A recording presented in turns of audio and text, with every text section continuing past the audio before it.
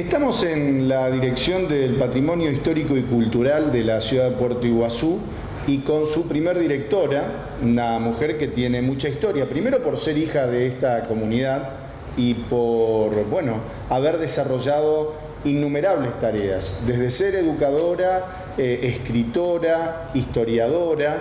Bueno, me refiero a la figura de María Esther Rolón de Benítez, prima de Luis Honorio Rolón y podríamos decir la conservadora de las memorias de tu primo, ¿no? ¿Cómo te va, María Esther?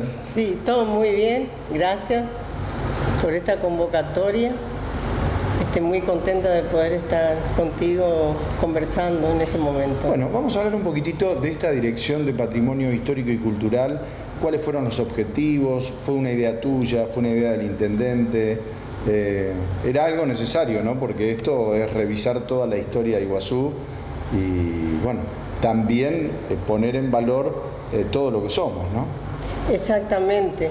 Bueno, todo surge de unas conversaciones realizadas con el señor intendente, don Claudio Raúl Filipa, que estaba primeramente encantado con ese primer libro que había presentado del Vasco de la Carretilla como personaje de nuestro lugar, y después con la presentación del libro de la historia de Iguazú, este libro donde también llevó un trabajo desde el año 95 más o menos.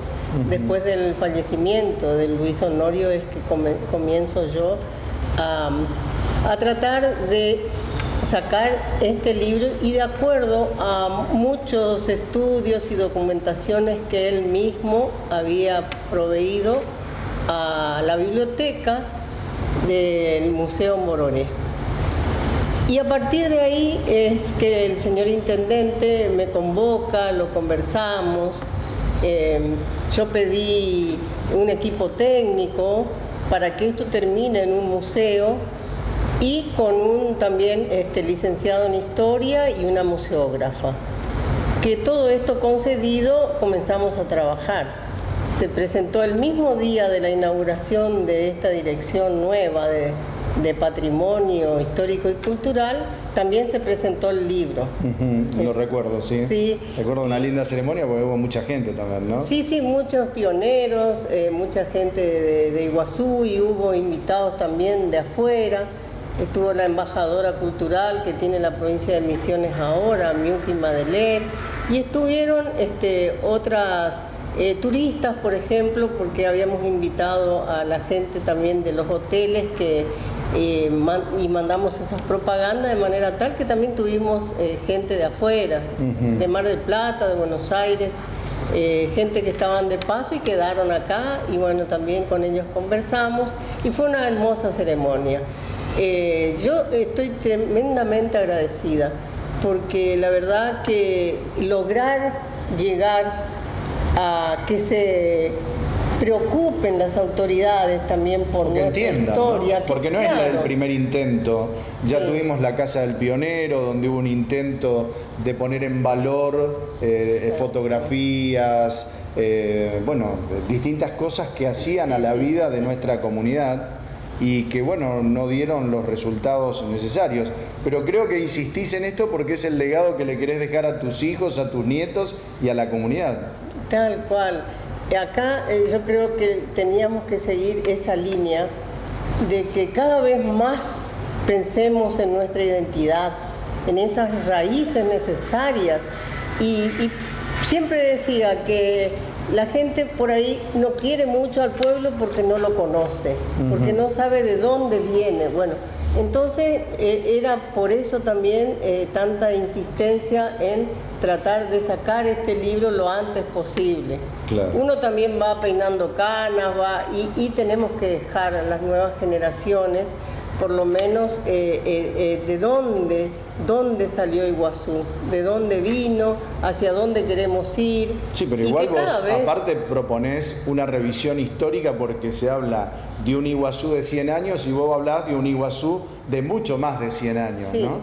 Un Iguazú de 1000 años, porque Cuando viene Álvaro Núñez Cabeza de Vaca, lo único que hace es avistaje de las cataratas porque ya el nido estaba con gente. Claro, hubo alguien que le marcó el camino, exacto, que le dijo vaya por tal río, exacto, va a encontrar una gran caída de agua, después va a desembocar en el otro gran río que lo va a llevar a Asunción, Paraguay. sí, o sea que aquí alguien ya había indicándole todo eso. Ya había. Y una colega docente, Alejandra, me dice un día, ¿sabes qué, María Esther? El nido jamás tuvo vacío en este lugar. Y tenía toda la razón, no hubo una mejor metáfora para indicar que aquí siempre hubo gente viviendo.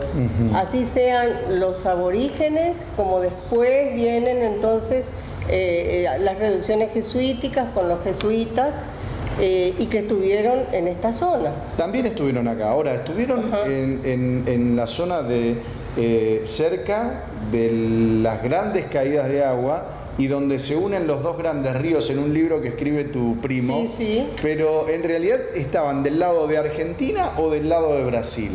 Del lado de Argentina, porque más adelante, y después esto lo estudió también Luis y que nos dejó como legado, es que se toma en la confluencia de los ríos, viniendo del Paraná, y cuando se dobla hacia el Iguazú, se toma la mano derecha de la creación, firmado por el gobernador Frías de Asunción, la fundación de Iguazú, Iguazuá, en la época, en el año 1626. Y eso más o menos, en esa ubicación, hoy estaría por donde está el santuario más o menos de Puerto Iguazú. No, es más arriba. Ajá. Es más arriba, que inclusive el guardaparque Cieslic, en forma conjunta con Luis, llegaron al lugar. Ajá. Llegaron al lugar donde es un descampado, Sí. que ahora dicen que está selvático el lugar, y nosotros tenemos el objetivo de poder llegar a ese lugar porque está tan bien descrito que es posible llegar. Ahora, que se encuentren vestigios de reducciones jesuíticas similares a San Ignacio, Loreto, Santa Ana, va a ser difícil porque en realidad esas reducciones eran una de las primeras y se habían hecho en madera. En madera, y fueron incendiadas. Por el avance de los bandeirantes y también los secuestros de los aborígenes que los llevaban como esclavos. Claro, esta es una de las reducciones que tuvo que mudarse de aquí. Tuvo que mudarse. Pero estos se fueron, pero después un grupo volvió. Vuelven nuevamente, pero ya se internan en la selva. O sea que después ya no hubo una reducción más que esa que duró del 1626 al 1633. Claro. Ese fue el tiempo que llegaron inclusive a tener 8.000 personas. 8.000 personas.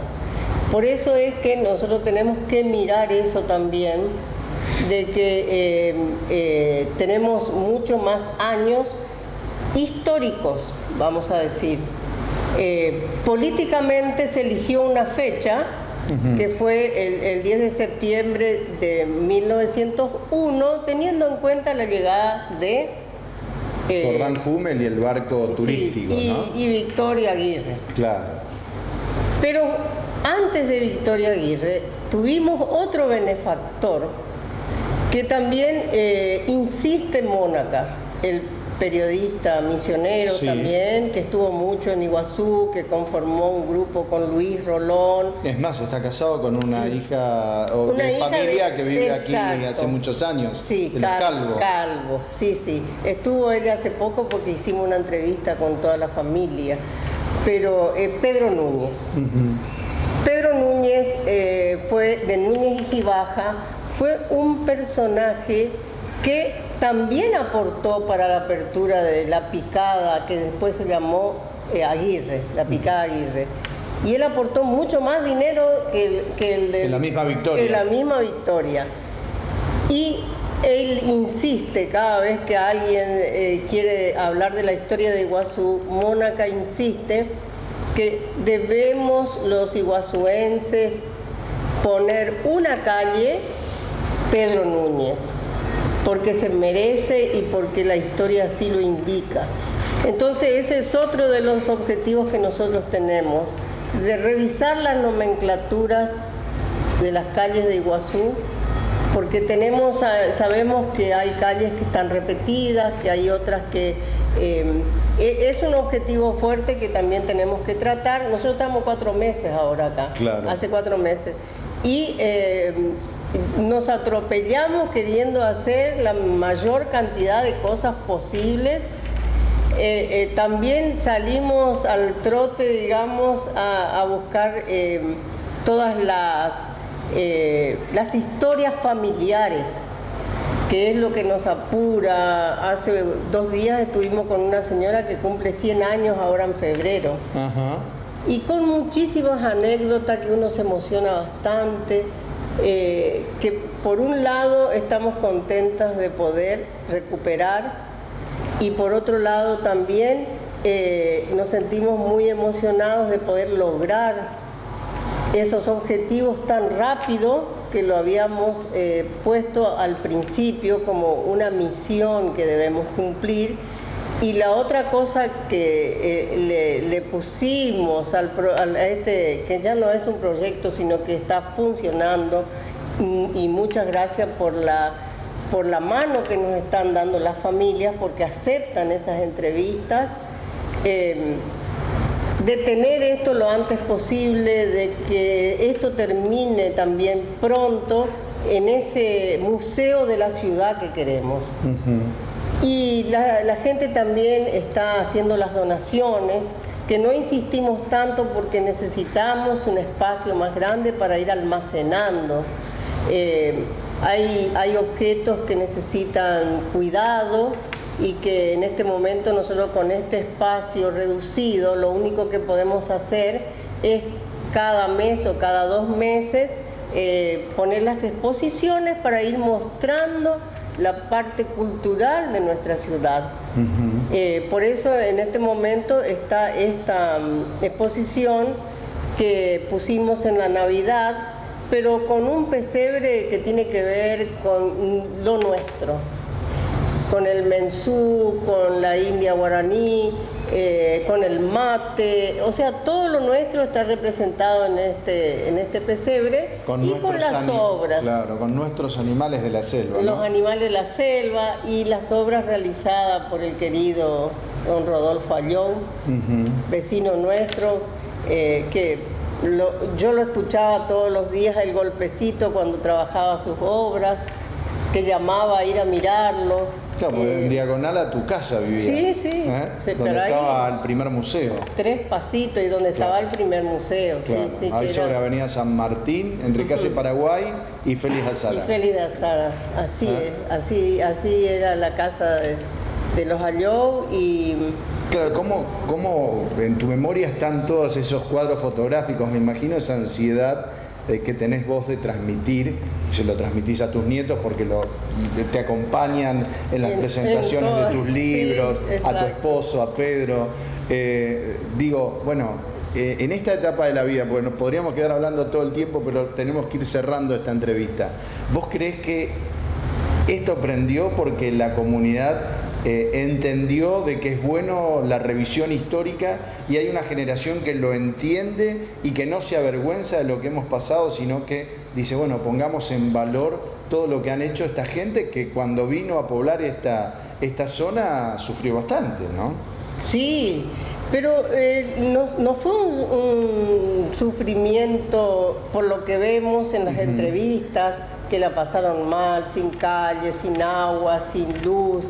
Ellos cuentan, lo que nosotros recibimos eso es lo que les tocó vivir, pero que ellos hoy observan cómo está la ciudad y están encantados.